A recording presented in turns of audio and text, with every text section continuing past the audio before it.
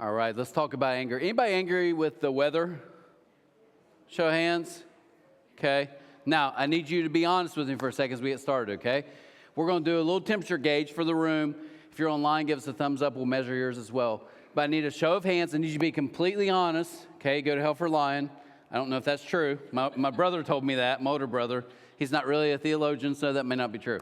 But here's what I know. In the last month, have you been angry with someone? Would you raise your hand? Okay. Maybe this gets a little better. In the last 2 weeks, have you been angry with someone? Okay, that went up fast. Okay. In the last week, okay, I don't want to do it. In the last 24 hours, have you been? Okay, that's a lot of hands still right now. So like, Charlie, darn well when we came here. Okay. Online, give us an angry face, some emoji. Okay, so we'll see. Scott, what do we think for them? Where are we going to put them on the meter today? Saw a lot of hands. Yeah, okay, that's where we're at. Fair enough. So what we're doing, we're in this series, I've got issues. We're going to talk about in John 16. Today's I've got anger issues. Next week, Aaron's going to be talking about impatience issues. Then after that, I'm going to talk about kind of uncertainty and anxiety issues. But all this comes from John 16 when Jesus is like, hey, I'm getting ready to leave. And you can kind of see like all the emotions they kind of go through trying to figure this out. So big idea today is this. You either control your anger or your anger will control you. Let me say that one more time. You either learn to control your anger, and I grew up in a home, all boys, angry, everybody's yelling. We're like, I don't think we're Italian. We act Italian, like we yell and scream and it's loud. But I learned that, like if you don't control it, I know for me personally, when I don't control it, guess what? It controls me. So before we get in John 16, I want to give you just a quick thought, and that is when your perspective is off, your anger is always going to be on. When your perspective, I know some of you are like, wait, what's perspective have to do with this? Look at John 16, starting in verse 1. Jesus, he's giving this kind of a final speech, and hey, this is going to be the last time I'm with you guys. I'm coming back. I'm sending the Holy Spirit, the Comforter. There's a lot of stuff going on they can't fathom. They don't know what's really about to go down. He says, I've told you these things so you don't abandon your faith. Ooh, okay, this doesn't sound great. Like, I got to warn you guys, it's going to get bad. And then he says this in verse 2. For you will be expelled from the synagogues.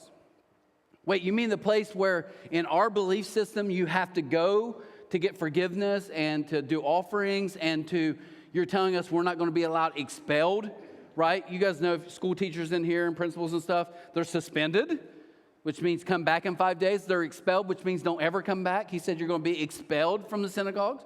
And the time is coming when those who kill you will think they're doing a holy service for God. There's coming a time. Now, I just level with you guys. Okay? I grew up, like I said, brothers. We fought a lot, violent, very violent people. I get it. But if I'm listening to Jesus right now, I'm okay even when someone says they're going to try to kill you. Because to me, try to kill me means we're going to fight. We're going to figure, it's going to be a shootout battle. We'll figure out sword fight, what they did back then. I don't know. But he doesn't say that. He didn't say they're going to try to kill you. He said, those who kill you.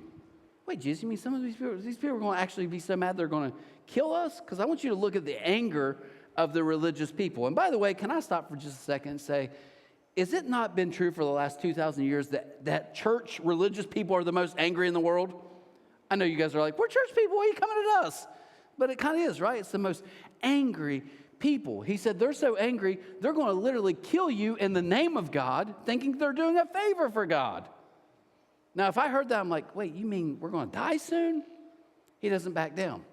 Okay? Now, here's what I want to talk about, though. I want you to notice their perspective. The perspective of these religious people is definitely off a little bit. So what I did for Valentine's Day, and I talked to him. He's reluctant, so you guys got to really encourage this guy, okay? I talked to Jackson. Jackson's going to come up, okay? Jackson, make your way up. My boy, okay? Hey, give him a hand. Show him some love, okay? Jackson's going to help me with some fashionista advice here, okay, Jackson? So I bought these new glasses. Look good? Yeah. Would you say I'm an attractive man? See, he's like, why? Why do you already do this to me, right? I think I look good, okay? So here's what we're going to talk about perspective. Okay, I've got this sheet of paper. I want you to hold it forever. You're doing great. Yeah, you're doing better than I thought. Great. Not too much, okay? It's my show, not yours. Okay, here's what I want. Tell me what color that paper is. You can ask the crowd if you want. What color is the paper? No. What's it called? What's the question called when you ask but you don't really want to answer? It's okay. You're doing great. What color is that paper to you? White. Bro, you gotta be kidding me. You're saying this is white? Yes. I promise you this paper is pretty bright pink right now. So it's pink, right? Sure. Pink? Okay. You're going to get in a lot of trouble in high school caving that quickly. Mom, Dad, be ready. Okay. His no's not very strong. Yeah. So final call. You got to put $1 million on it. What color is that paper? White. It's pink. I will fight you on Facebook over this. Okay, it's pink. Now, finally, yeah, that's what happens in our. Now here, I know some of you are like, this is so stupid, but I want you to think about this for a second. Oh, okay. You see, now that I changed my perspective, I actually realize I see what Jackson is seeing. But just a second ago, I promise you guys, this paper is not white, it's pink. You actually did better than I thought, okay? Give him, tear it up for him. Good. Now, can I say this for you guys? Some of you are like, dude, he's like, you wasted my time. You wasted my life. All of you are like, you've wasted my life. I get it. But let me push a little for a second.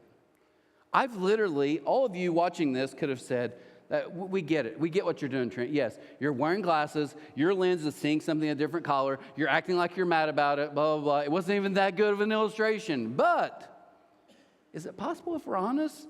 That's all of us. Get on Facebook and watch, and what you have is two different people saying, no, I know my system is right. I know my political views are right. No, I know. And I can't get how you can be so dumb and not see my way. But here's what you got to understand. You see, I'm wearing lenses, and so are you. As we grow up and as we go through life, we see a lot of different stuff. I'm trying to talk about anger and forgiveness when I know for a fact in the 930, there's a lady sitting in there who's been through such horrific things by the people who are supposed to love her, and they didn't. They abused her. And you're going to sit and tell me, you see, here's what's scary, though. I love this lady to death, but if she's not careful, what she does is she puts this on and says, every man's just like he was. Why? It's my lens. Some of you in here, some people don't ever want to be part of a church, a body of believers. You know why? Because I wear the lens. Hypocrites, fakes, judgmental. Yes, I get it. That's true. Hopefully not to that much degree, but I get it. Why? It's the lens that we wear. Oh, I will never do that again because you don't understand what I see. But until you realize you've got lenses, all of us do, then what we do is we do exactly what this group does. And it's so detrimental. It's the anger and in us that blurs our vision. Now, I want to talk, there's a type of anger, my wife and I were discussing this the other day walking. There's a type of anger that I think is so justified. Someone's wronged you. How would I define that? It's illegal, right? So don't hear this message today. If you're watching on, don't hear this and think, oh, this is a good message. I know it's abusive or this is a bad situation, but Trent's saying just forgive and let it go. I'm not. Leave, call the cops. I mean, seriously, I'm not saying that at all. There's stuff that's illegal and that's wrong that everyone in the group would be like, dude or sis, you got to walk away. You can't be part of that. That's horrible for you. I get it. But what I'm going to talk about is maybe how our views get a little bit blurred with what I would like to call when we just get offended. You see, this group didn't have anything really bad happening to them, but they're incredibly offended. So what are two ways again, I'm not talking about the illegal stuff. I'm not talking about abuse. I'm talking about when we just get offended and me and Jackson go nuts on Facebook and he's like, it's white. No, it's pink. And everyone that wears the glasses like me, you know what I do? They comment below me. And they're all wearing the glasses too. Bro, it's pink. We can all see that it's pink. Why can't you see it's pink? Why are you so stupid? Now here's how it blurs our vision, though. The first is this. We think we're right, which automatically makes other people wrong. I'd say this. We don't even think we're right. Heck, we know we're right. Right? So this past Sunday, Super Bowl Sunday, I'm at my mom and dad's. My brothers are there, family, in-laws. We're watching the game. And I'm debating in my head. I got this little thing going because my son, who's in University of Pikeville, 2 hours away, we have to switch cars. And I have to have the other car back by the morning. So in my mind, I'm like, do I sit here and watch the Super Bowl, enjoy the evening, wake up at 3 a.m., drive 2 hours, switch cars? It's going to take 5 minutes to switch cars. Long story short, I'm like, I'm not waking up that early. I'll just do it tonight.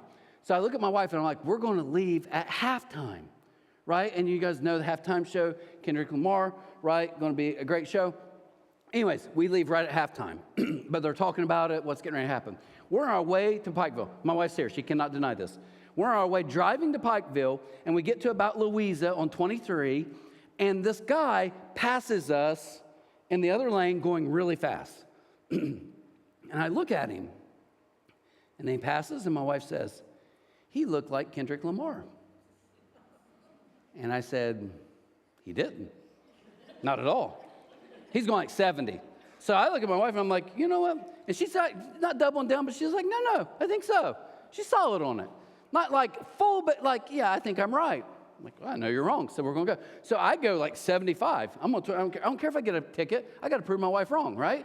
So I go passing by him, an old beat-up truck, like from the 70s, right? And we get by him, and as soon as we get close to him, I'm going 75 with him, just neck to neck, Super Bowl Sunday night, and my wife looks over and she says, oh.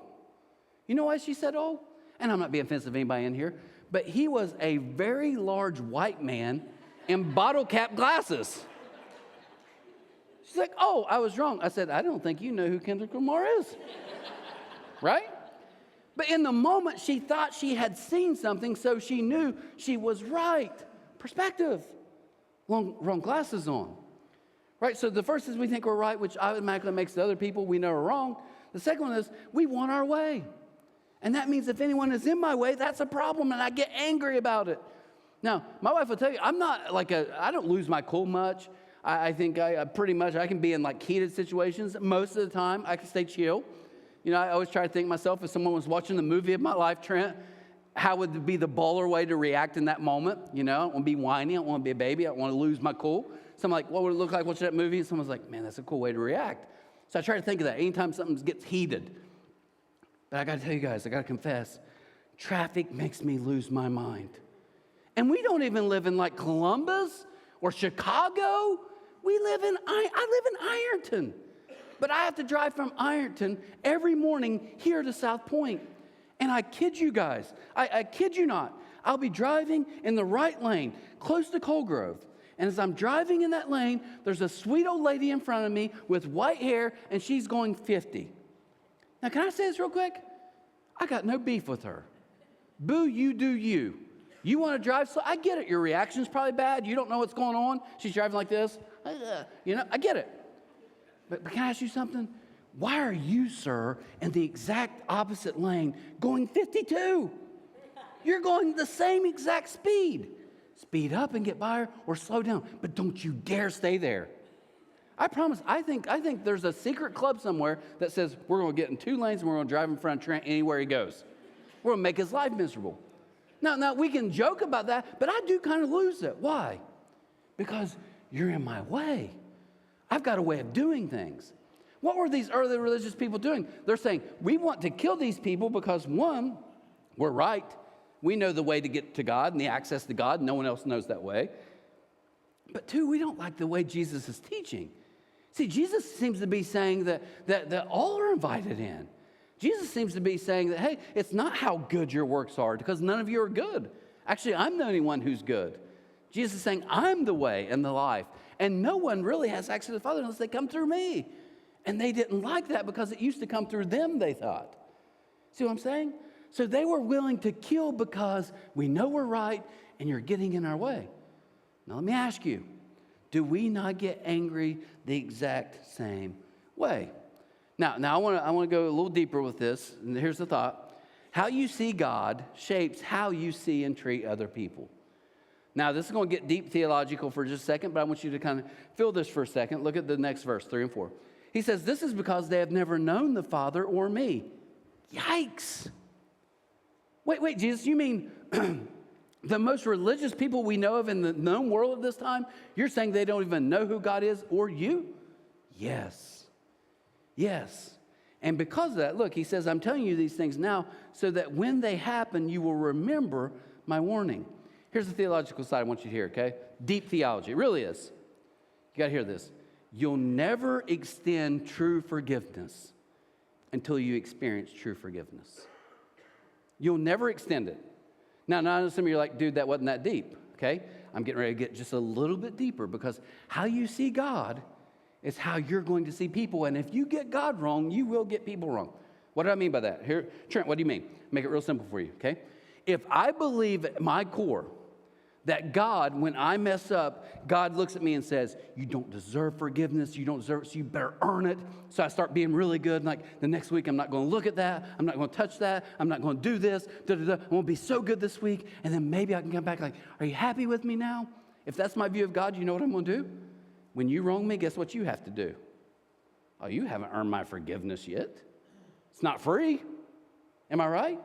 If I also think that someone has to grovel and beg, and I kind of hold them on like, I'm still not, you got to do more, you got to pay more. Some of you in here have messed up and you live in that world. I got to pay more. I got to pay more. And God's like, no, he paid for it.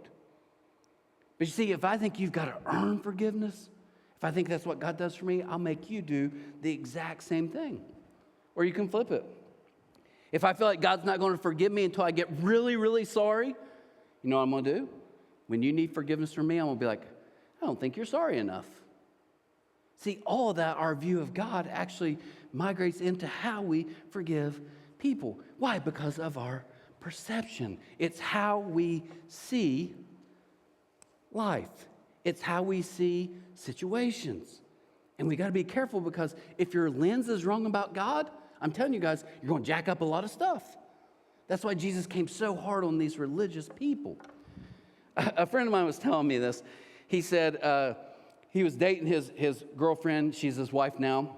Was dating his girlfriend, and he said, we're getting kind of serious. And one day, the father, which is now his father-in-law, but at that time was his girlfriend's dad, said, hey, we're going to go somewhere. And they were somewhere in Ironton, I think, heading to Huntington. They're going out 243, Colgrove, whatever. Doesn't matter. But he said, before we went, my wife, his future wife, said, my dad can be a little crazy sometimes. Okay, so she gave fair warning. So he says, we get into the car, and this guy, his girlfriend's dad's the driver. He's in the passenger seat, puts on his seatbelt, and then his future wife, girlfriend, is sitting in the back. She's behind her dad. And he said he literally pulls out, and the second he pulls out on 243, you guys know 243, that sucker's like a snake, right? He said, I kid you not, the whole drive was this. He said, he just stared at me. And he said, at first I thought it was a joke, so I'm like, oh, yeah. He said, then I start getting nervous, because I'm like, how's he making turns? Like, he's going in a curve at 40, staring at me the whole time. Didn't budge. He said, about 5 minutes in, I start getting uneasy. About 5 more minutes, I started getting mad. He said, we got to the end of the trip, and I'm like, why does he hate me? One time he said, I looked back at her and like, what's going on? And she's just like, it's Dad. Didn't care, right? Like, what's up with this? He said, I kid you not, 30-minute drive. He said it got to the end and it was like, I don't care if he hates me. I don't like him either. He's a jerk. Deal with it. I don't care. I treat his daughter right. He's going through a spiel. He gets out of the car and he's like, dude, what's up with your dad? And she's like, what do you mean? He's like, he hates me. She's like, why? He's like, did you not see? He stared me down for a 40-minute car ride. You know what she said? Oh, no, he's blind in his right eye. He has to look in his left eye to drive the whole time. That's a true story. Just told it to me this week. She's like, no, he just has to look this way because he's looking at the road the whole time. Get this, he couldn't even see you. He wasn't even looking at you. He may not know you're even beside him. No, we can all be like, oh, yeah, it's kind of funny, but what about us? No, I hate them. Why? Because I know they hate me. Do you? No, I saw it once. No, they made a post once, and I know that was about me. Do you? Chill out for a second. Right? Why? Because our perception. So how should we see God? And you guys know if you're here and you get tired of it, I don't care if you get tired of it because it's too good. But this is the new commandment.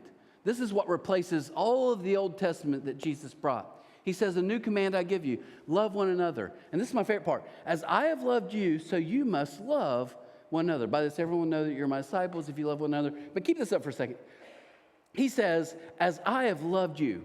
Now, I'm gonna go a little Bible nerd for a second, but I want you guys to hear this, hopefully, okay? Here's what I believe. You have to look at the New Testament really one of a few ways. And one of those ways might be like, there's all these verses they call the one another's. What I mean by that, it says, and love one another, be kind to one another, be compassionate to one another, serve one another, have a good, it's all one another. It's literally, there's so many of them in the New Testament that they're called the one another's. Now, I can look at that and be like, there's 30 of them. I got to keep this. Here's the new commandments. That's a view, and some people have that, and they may be right. But my view is simply this. I think the New Testament is just simply a picture of everyone living out this simple, one, great, loyal command. And here's why I love it. As I have loved you, it's fill in the blank. You can trade that with anything. You can say, Jesus is saying, as I've loved you, as Jesus loved me, so I must love you guys. And also say this, Jesus says, as I've forgiven you, so you must forgive one another. That's one of the others. As I've served you, so you must serve one another.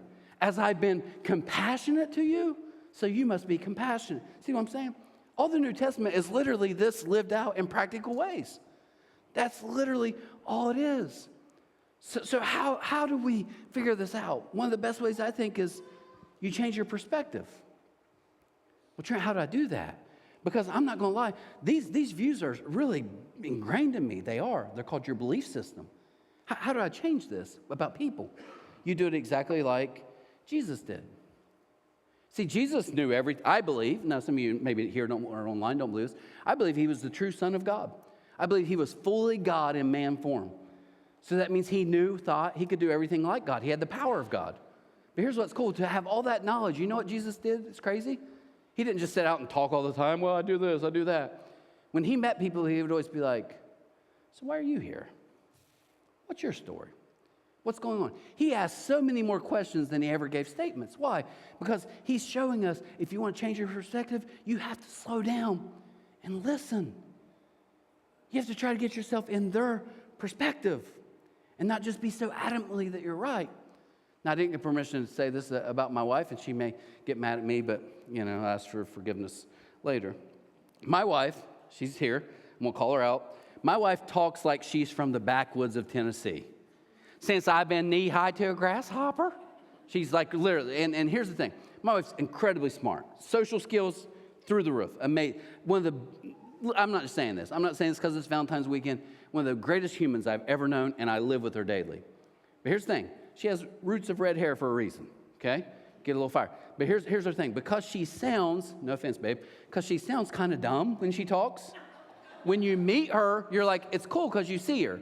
But when she calls service people on the phone, they treat her so bad. There's literally been times in our marriage, I'm like, just hand me the phone. I'm like, hey, how you doing? Just try to talk a little bit normal. Like, okay, sir, never mind. Sorry, we thought we were dealing with a moron. We'll get going. But she does. She just has that like, hey. And I don't know if it doesn't translate on the phone. But here's the thing. The other day, she said, I was calling someone. I was trying to call for a hotel. The number they gave me, the hotel was located like in this state. The hotel was located in Alabama. She's like, I'm trying to call for the hotel. The number on the site from Alabama gave me this number. So she called. And when she called, she was like, hey, I'm just trying to check on this room because I need to cancel it. And this lady said, oh, honey, you're calling. I'm in North Dakota.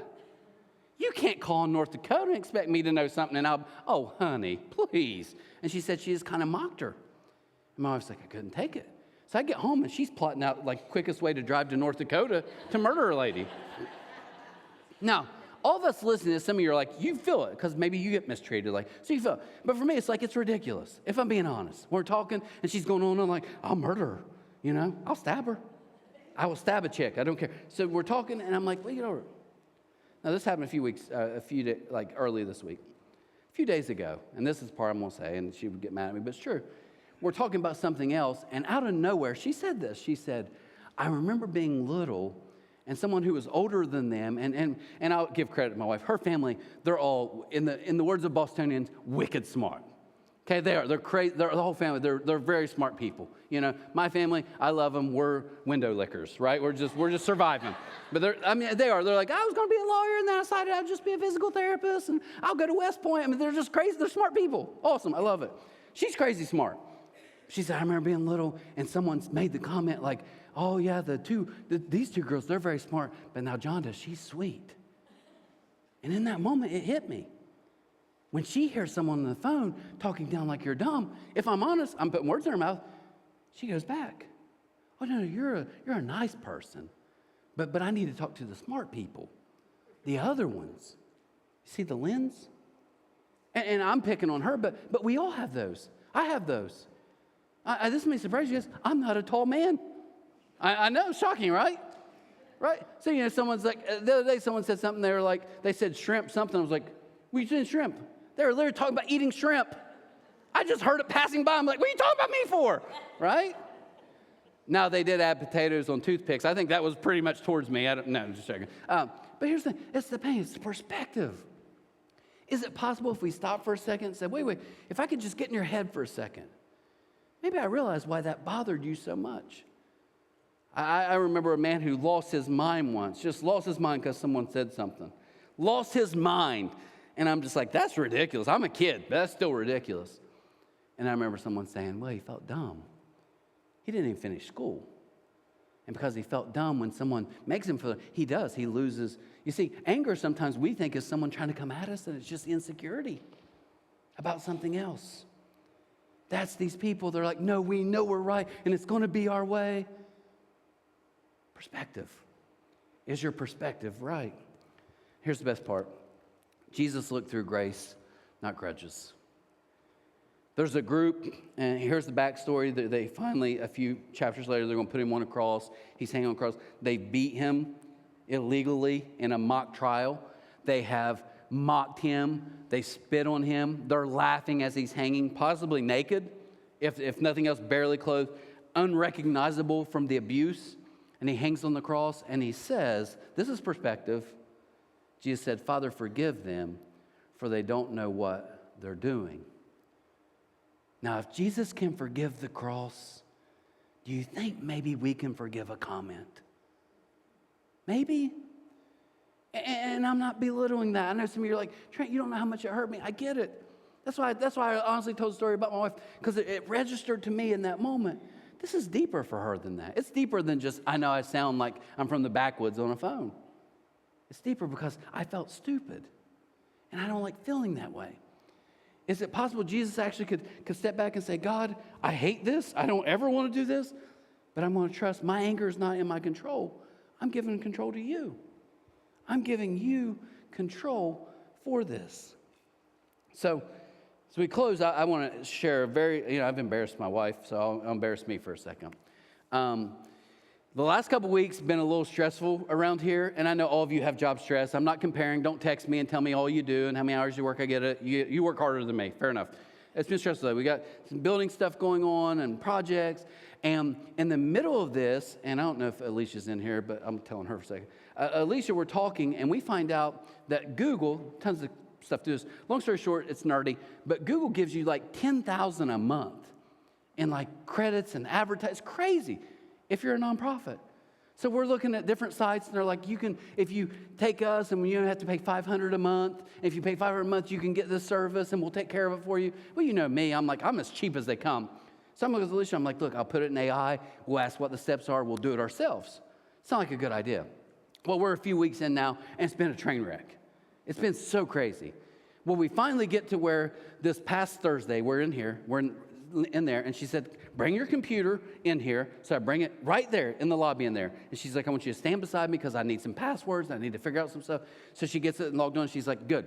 Now log in. And it's like, you're accepted. It's all good. Log in and we're done. So I get on my computer and I'm excited because it's like, we're finally home.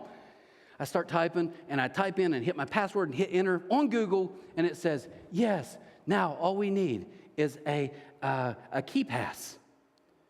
And it's like, all you need on the key pass is it's going to send to your phone, and then you're going to scan your face, and it's going to prove that's who you are. Easy, right?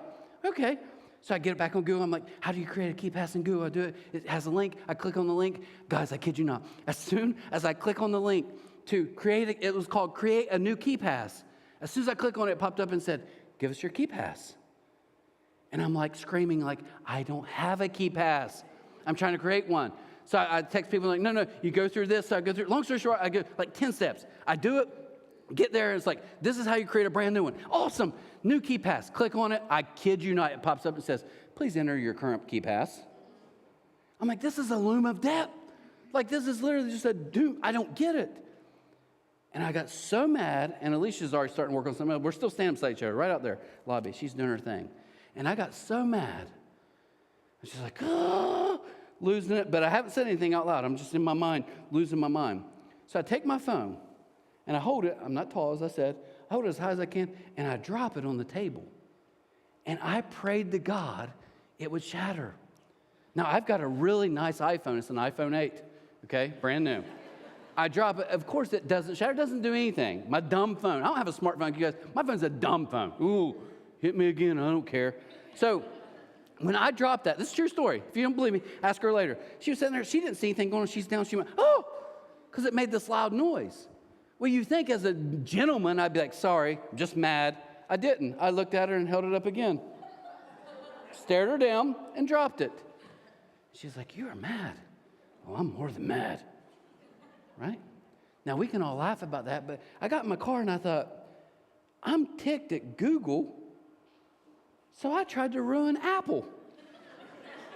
I had to look at my phone. I was like, Apple, I'm sorry.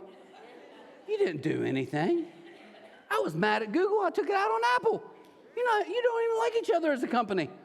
My phone was like, dude, we don't like them either. Last keys, they stink, whatever I was trying to do. Now, we can laugh at that. I hope my kids aren't watching this online. I also remember going through some stuff when both my kids were freshmen, and I'm kind of tense about some things, and I get a call from a guy, and it set me on edge. So I turned back to my son, and I made a comment, and I don't think I really loved the way that he responded. And we just pulled in the house, so we're sitting in our car. My car's still running, and I didn't like the way he responded, so I lost my mind on him. And it was so bad that my wife said, okay. She sat in front with me, and she went, that's enough. I keep going. And then finally she said this. She said, she's whispering, you need to calm down. You know what I learned? When you're in a fit of rage, when someone says calm down, in the history of the world, no one has in fact ever calmed down, right? It's like you said double down. And I kept going, and it got so bad that literally I looked back, and my son's confused, like, you went nuclear on me. My daughter's nervous. And my wife just gets out of the car and goes in. And I sit there for a second, and I was getting ready to start back up again, and they both get out because they're smart. So I'm just sitting in the car. Why am I telling you that? In a serious note, I also, because of Google, tried to destroy Apple, my kids, with something that really had nothing to do with them. That's why it's important to make sure that you control this thing called anger. Now, as we close, I want to give you what I think is really awesome that Jesus says. He says in John 14, so this is maybe a few hours before he said this. He said, I'm leaving you with a gift, peace of mind and heart, and the peace I give is a gift the world cannot give. So don't be troubled or afraid or angry or insecure or uncertain. Don't be any of these things. Why? Because I'm giving you a gift of peace of mind and soul and heart. This is a gift the world can't give you. Jesus was literally saying, here's the gift. I want to give you the gift to control your anger because I don't want it to control you. That's exactly what he's telling us. The key to forgiveness today, guys, listen to me. The key to forgiveness is not trying harder. It's seeing clearer. It's seeing how God has forgiven me, and then I get to extend that I've experienced to other people. Now, as we get ready to leave, I've thought about this. I've held on to it to the end. I know what some of you are saying. You're like, I get it, Trent, but I don't want to. And let me tell you why you don't want to forgive and why you want to stay in your anger. Because you believe the lie from the enemy that you're still holding on to some type of power. And if Jesus could walk in right now, he would say, listen, I love you, and you keep doing your thing if you want to, but what you think is power is actually a prison. And I don't want you in prison. I want you free. So this thing you keep holding on to, I'll show them. I'll make them pay every day. Jesus is like, you can. But what you think is keeping you with power is actually imprisoning yourself every day. It's not power. It's prison that you've created. So today, I'm going to challenge you to do a little thinking here and think about what are your belief systems about God, about Jesus? What are your belief systems? You're watching online about maybe things have happened to you, and now if you're honest, people around you could tell you, like, you're seeing this, but it's not reality. It's a different shade of what it really is. And you need to be careful of that, because it'll not only imprison you, it'll destroy you. So I hope that made sense. So here's what I'd like to do this morning. If we would just close our eyes for a second. And as we pray today, here's what I want to do for you. I want to pray for some people in here who maybe it honestly has been horrific, and I am so sorry. And I mean that. I know you're like, you don't even know me. It breaks my heart. I know enough to know that if you got on stage and told your story, every one of us here would probably be deeply and emotionally troubled, because it's horrible what's happened.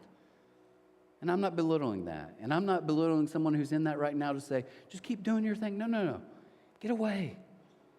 God loves you too much to see you stay in something that's dangerous or abusive.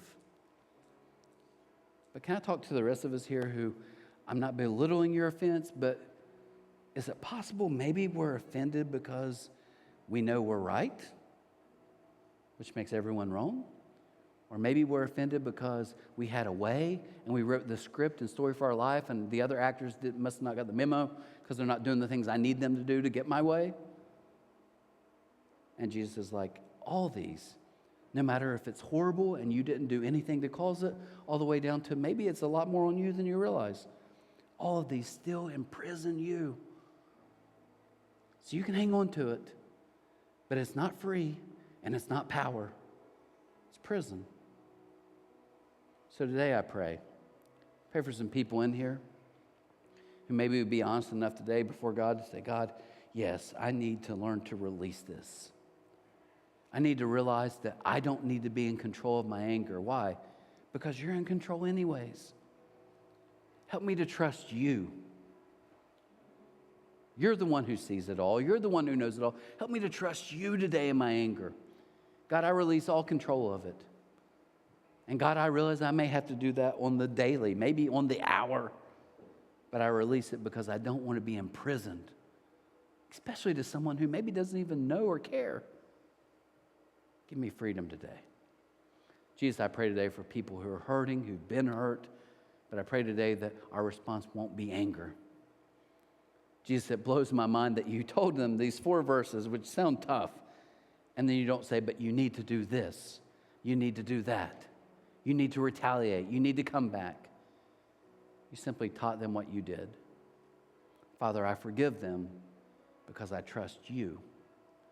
Father, I'm not going to take control of this situation because I know you're controlling it. Father, don't let my anger control me. I'm asking you this morning for you to control it because I need you.